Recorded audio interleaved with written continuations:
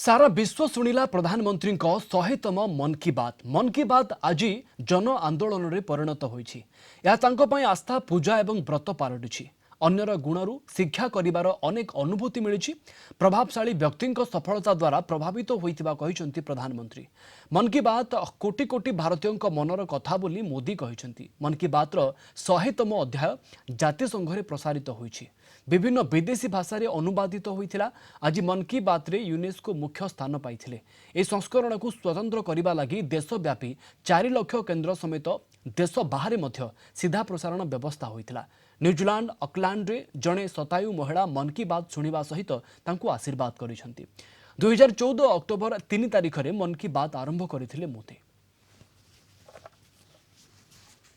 यह काम वही व्यक्ति कर सकता है जिसका मन बड़ा होगा।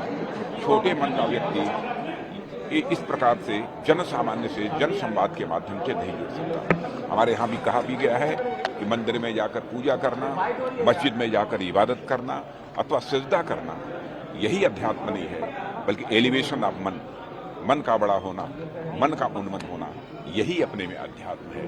तो मैं ये कहूँगा कि सचमुच प्रधानमंत्री के जीवन की ये कि आध्यात्मिक यात्रा है।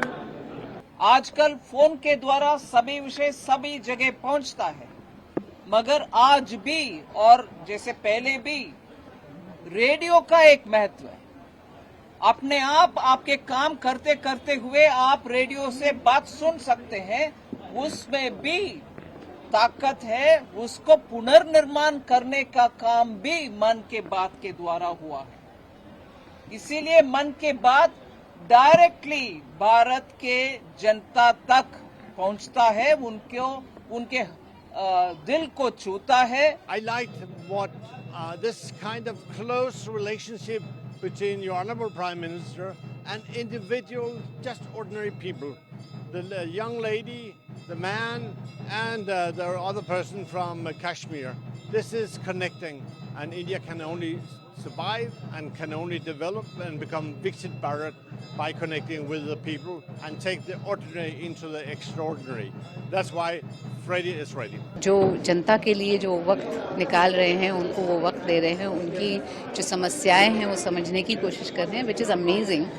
और ऐसे ऐसे लोगों को वो रीच कर रहे हैं जहाँ छोटे छोटे शहरों में, छोटे छोटे गाँव में इतने सारे लोग इतना अच्छा काम कर रहे हैं जिनका लोगों को पता नहीं होता है। तो ऐसे लोगों को वो लोगों के सामने ला रहे हैं। उनकी जो हीरोइज्म है वो लोगों तक ला रहे हैं, और नॉट ओनली हमारे देश में लेकिन इवन ग्लोबली उनकी पहचान बन रही है, विच इज़ अमेजिंग। इतने छोटे गांव में या शहर में अगर ये इंसान ये सब कुछ कर सकता है तो हम क्यों नहीं कर सकते। So I am sure it's going to inspire a lot of youngsters. और मतलब age no bar, I think it will inspire everyone.